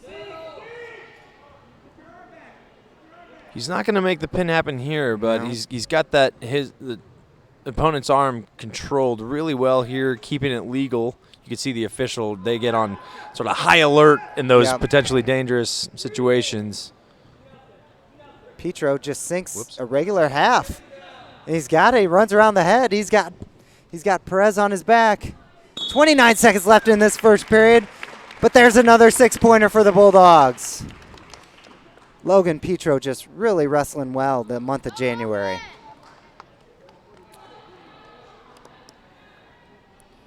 What duels do the Bulldogs have remaining? Yes, they have Gibson City on Thursday to close their regular season out. And then February 8th, Bulldog TV will be live for the regional championship matches. Correct? To be decided. Oh, no. But I think we're making that happen. And right after I just finished that bit earlier about how hard we try to bring you all we can. I already had it on my schedule, so I'm going to be here talking into a microphone. Maybe it won't be. Maybe it'll be to no one. Postseason can be tricky. We're gonna have to work out, a few details, but IHSA. I think televised showing the championship round would be pretty awesome. All right, senior captain Chance Decker takes the mat at 145. He is squaring off against Timothy Ratliff from Charleston. Decker had a major decision in his first match of the night in the victory against Taylorville. Chance has elbow control and then does a nice little knee block to get the takedown on the edge of the mat. 1:30 left in this first period. Chance Decker from the Bulldogs has a 2-0 lead. Now he's got a wing deep. He's got to be careful on the edge, keep his opponent in the mat, tries to drag him back on. Drags him to the center again. Plenty of time for Decker to work this wing. Now he's getting back points. He needs to settle his hips down. Actually, if he hops sides and pushes the head away with his right leg, I think he would get the fall right away. There. Now, oh, he's going to try and sit instead. Man, those shoulders are close. 50 seconds left in this first period. That looks like a fall from Yeah, there here. must be something we're not seeing on that far side. But I think he's fine. There it is. And another 6-pointer for the Bulldogs. Chance Decker with the fall.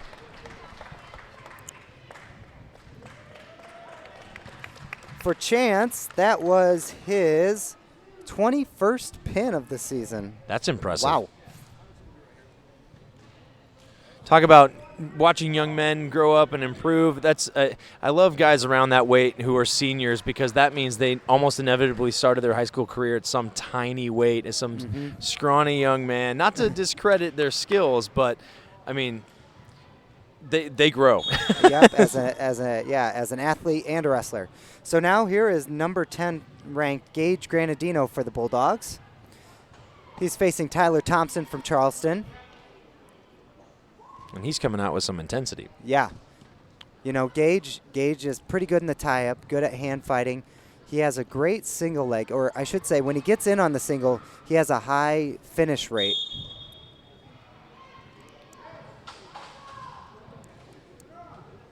Gage is a junior who I think is also in that state qualifier category.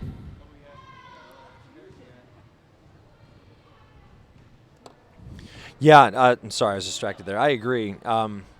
Gage has definitely got a knowledge of the sport, a strong base, and yeah, lots of potential there to go far in the postseason.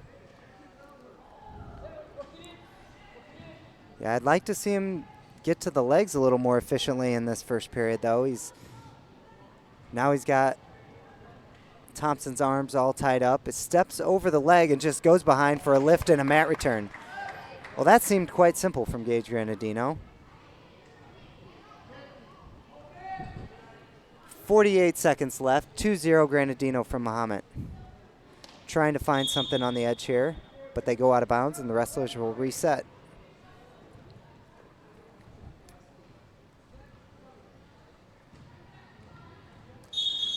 Gage really strong on top. Just a powerful punishing leg rider. And if you want to ride legs, I think you just have to have a little bit of meanness, a little bit of inherent meanness if you're going to ride legs. There he goes. He gets the leg in.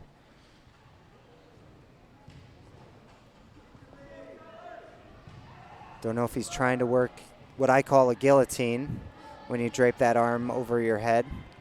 Now he's going for a banana splits. Pretty strong base here. Yeah, he's got the banana splits. I actually like to reach through the leg and grab the ankle and then grab my own wrist to pull over that banana splits for a little more leverage. Gage gets 3 back points here at the end of the first period. First period winding down, just a couple seconds left.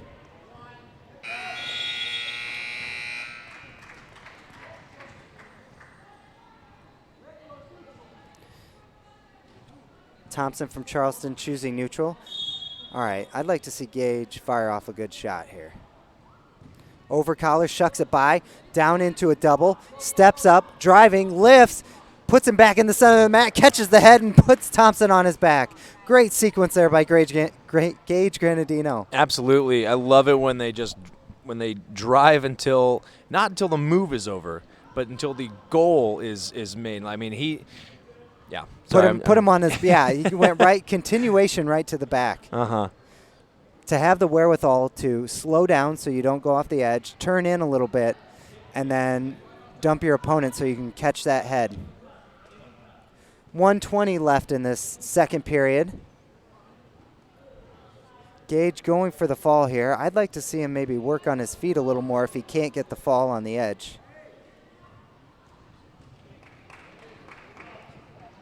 2 counts there from the official. It should be 2. Here we go. 9-0. I think the coaching staff at one behind. point was telling Gage to maybe let him up, but it looks I like missed the Gage will takedown. ride. 1:04 left in this second period.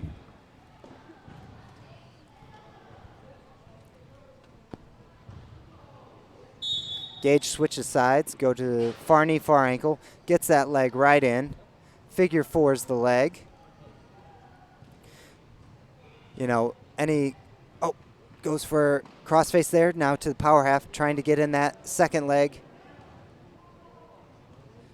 There's any young wrestlers watching, when you watch Gage Granadino on top, when his opponent's in his base, he keeps his belly button in the middle of his back. Now he's going to that banana splits again, and he's going to get it. 30 seconds left. Now Gage is getting the count. Loses the grip on the leg, but follows well.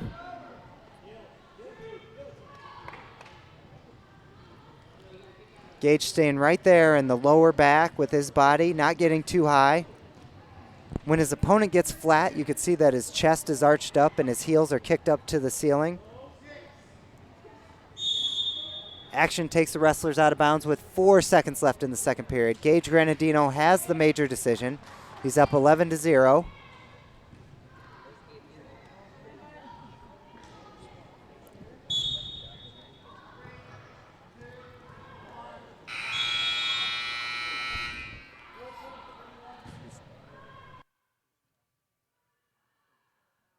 Thompson. I like how Thompson, even given his deficit, he's still rolling around on bottom. He's still trying to make things happen. Not necessarily making it easy for Gage to, definitely not for getting a pin here, but. So Granadino goes back to work on his feet. Looking for a pick there, I think. Gage sure is dominating in the neutral position with that wrist and arm control. Yeah, starting from the opening seconds of the match. Right there, that Oh, Russian and was the lateral throw by Gage Granadino. 1:30 left in this period, and he's got Thompson on his back. Gage has the tech fall, looking for the pin. Ooh, there's that fight from Thompson you were talking about, Simon. Yeah. Oh, good crossface by Gage. This is an uncomfortable position for Thompson. Gage so at this point, so you can hear our line calling out. Yeah, so if he rolls over, that's a tech fall. Gage going for the finish there. Doesn't get the pin, but gets 5 team points for the tech fall. You know, I don't see Gage Granadino. I always say Gage Granadino, not just Gage. I don't see Gage as much of a thrower, so I kind of like that he mixed it up there and tried something. Yeah.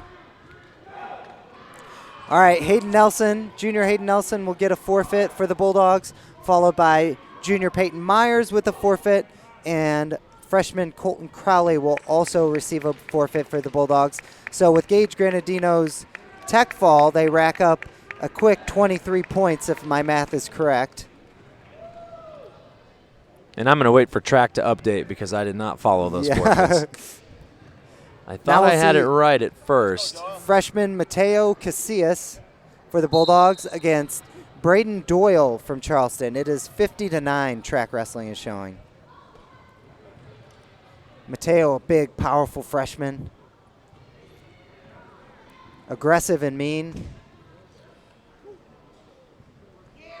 He's got a seatbelt now with head position, trying to step over the near leg.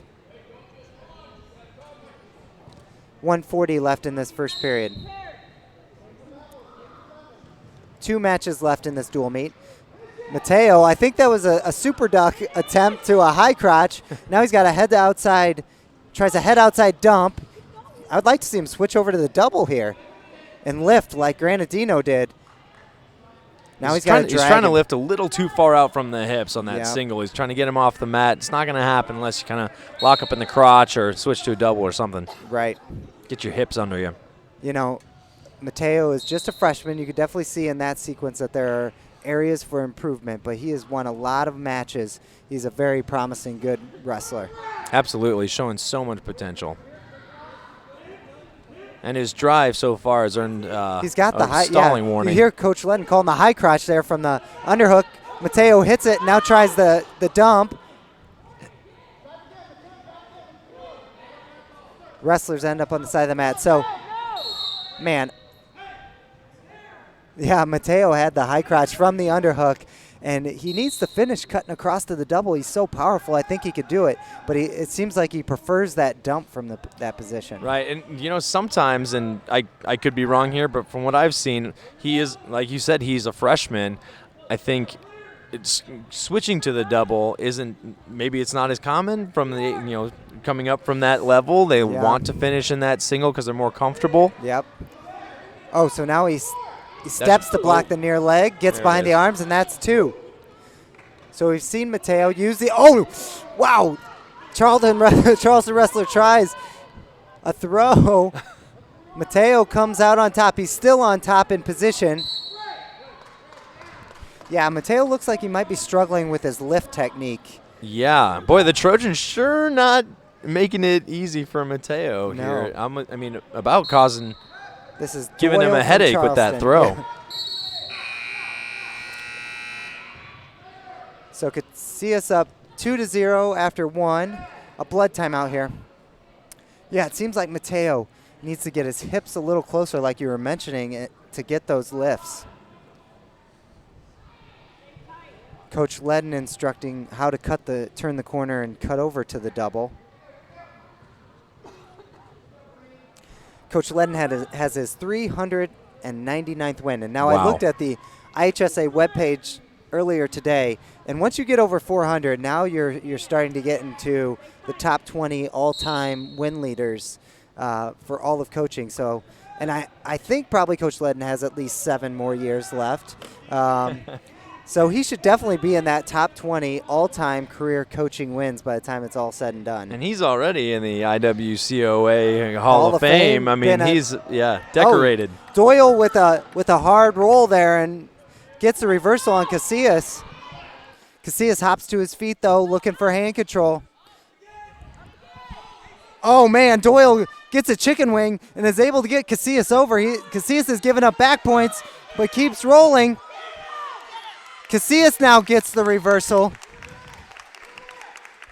I think we're going to have a 4-4 tie score here once the scoreboard gets sorted out. Oh, Doyle hooking the elbow and hipping in again. Casillas needs to keep his elbows short. Can't get his elbows too deep because it looks like Doyle wants to hit that elbow lock and roll. This is why we need more people. I was too busy editing a title that I missed some of the action here. But if our scoreboard is correct, then what you're seeing on your screen is correct. Yeah, it says 4-2. I would think it would be, maybe I missed a change in position or something. I was gushing praise on Coach Ledden and missed some action. 37 seconds left in the second period. Some of the faults of these hometown broadcasts. Yeah. Know a little bit too much about the people around us. Mateo tries a double thigh pry, but Doyle's still able to get to his feet. He didn't have enough forward pressure there. And, in that over-under position, Mateo was charging forward. That was a dangerous position.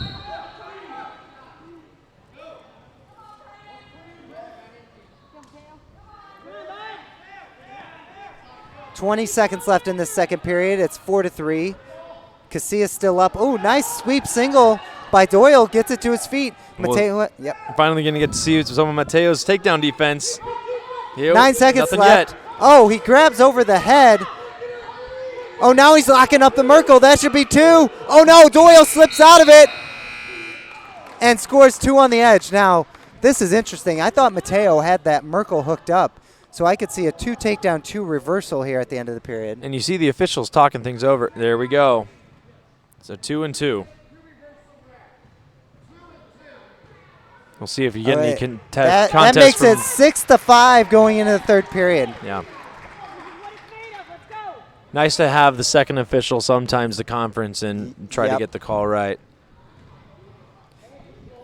Yeah, no instant replay here. Actually, I dislike instant replay in all of sports, but having that second official is really handy tonight.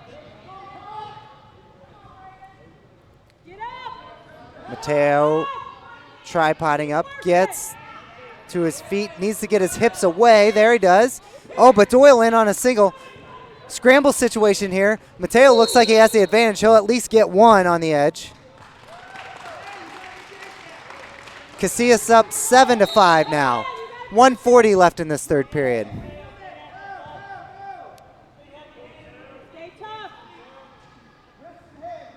Mateo giving up position here. He's letting Doyle on that collar tie. Now Doyle sinks an underhook. Yeah, and he came in for that underhook hard. I'm actually surprised it didn't result in just an attempt something, but he got it deep. Mateo needs to get the head position. His head's on the far side. You hear Coach Acre yelling head position. He wants his head on the same side as that underhook or that seat belt across the back. Oh, a sweep attempt by Mateo. 1 minute left here in this third period. Mateo Casillas clinging to a 2-point lead over Doyle from Charleston. Oh, Doyle with a whizzer and a hip in. Nothing yet. No, nothing yet. Oh, Casillas, no. Man, they're rolling around. Mateo comes on top. He's got the 2-point takedown. He's going for back points. It's now 9-5 with 37 seconds left. Sorry, Simon, we both wanted to describe the action there. Their hips, it was a battle of who could get over whose hips. No, that's just me mumbling. I forfeit to you the play-by-play. Pretty great 30 seconds of wrestling there, though. Very exciting. I think Ledden's looking maybe for some more back points there.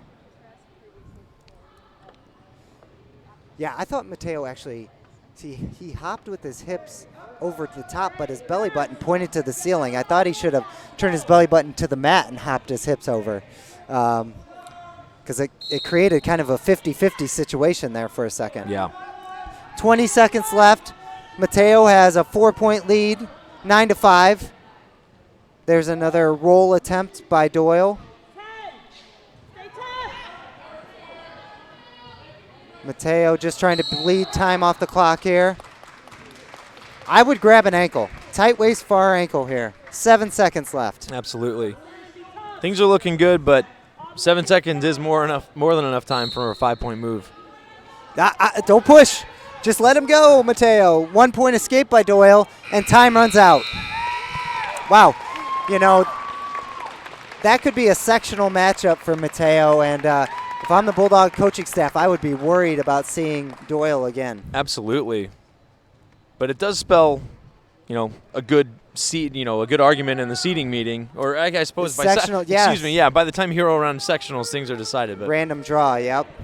You were bringing up things about instant replay in sports yesterday, and I've been watching a lot of college wrestling on YouTube, catching Big Ten matches and things like that, and shocking now that the coaches can throw a brick to contest. And I hate it. A match is 7 minutes long. It is not a marathon event like a football game or something where, but that break gives a wrestler with a stamina is a huge part of our sport. The one with the edge in conditioning gets a huge disadvantage when a coach throws a brick for the opposing team because then the other opponent's recovering. It completely breaks up. It takes the stamina part of the equation completely out of the sport. It breaks up the action and excitement for fans. And there's a takedown by Daniel Renshaw straight to the back in our final match versus the Charleston Trojans. Looking for the fall. Yeah, I went to the Division II NCAA tournament to watch a former wrestler wrestle, and it just completely ruined the fan experience. I say no instant replay. Yeah, I'm not a fan either. People argue, yes, more calls are getting called correctly. I don't even know if they are, though. Ones. And honestly, but at what cost? Yeah. Yep. I don't even know if they are getting it right because referees don't like to overturn their own decision. Renshaw has Kennedy from Charleston on his back, looking for the fall here to end the night. And there, he gets another 6-pointer for the Bulldogs.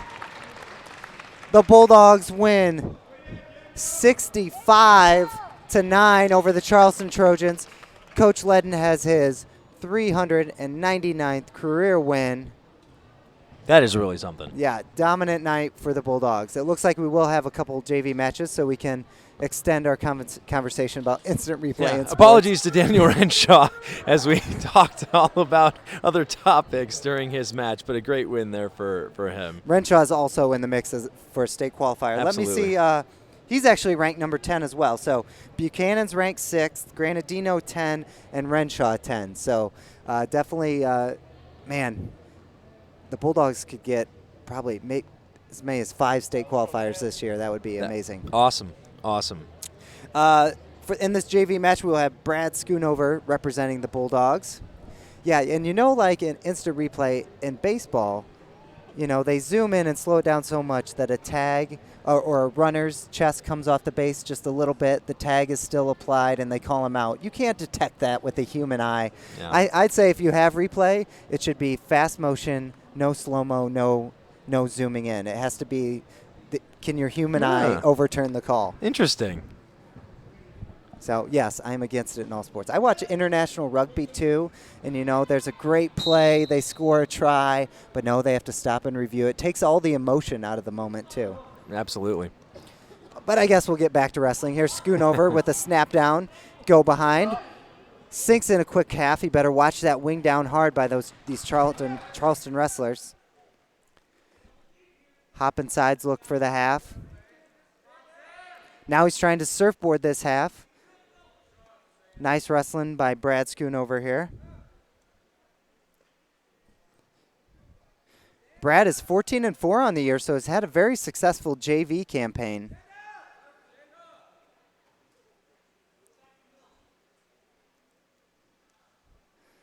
The Bulldogs looking ahead. Once again, we mentioned that they will square off against Gibson City on Thursday night at Gibson City in what could be Coach Ledden's 400th victory. And then they will have the regionals on February 8th, hosted here at Mahomet. And we are hoping to air the championship matches here on Bulldog TV. Schoonover riding the Mills half, spiraling down. That would be really cool. That would be a first for us as a media group to stream a tournament-style event. Mm-hmm. So, I mean, I suppose at that point, if we're only showing the first place match, that it would be almost in the format of a duel. But still, though, it'd be real exciting, particularly with such high stakes. Yep.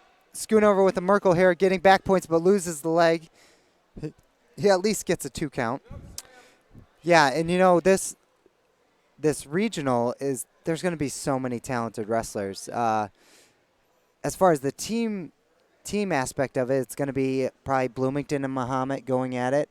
Your alma mater, Normal West, is Normal West your alma mater? Normal Community. Okay. I thought you were a West guy, but it's Community. Well, Normal West is in the regional, so they'll throw a wrench in a lot of plans.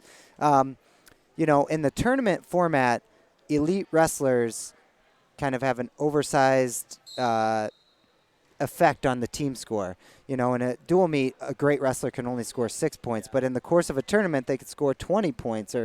So you have a team like Champaign Central with a couple really good individuals who probably won't be in contention for winning the regional, but could definitely put a wrench in things. Sure. I mean, bonus points, like you said, in a dual meet can only go so far for one wrestler, but typical tournament team scoring format, if you win by pin, I think it's 2 extra points for that win.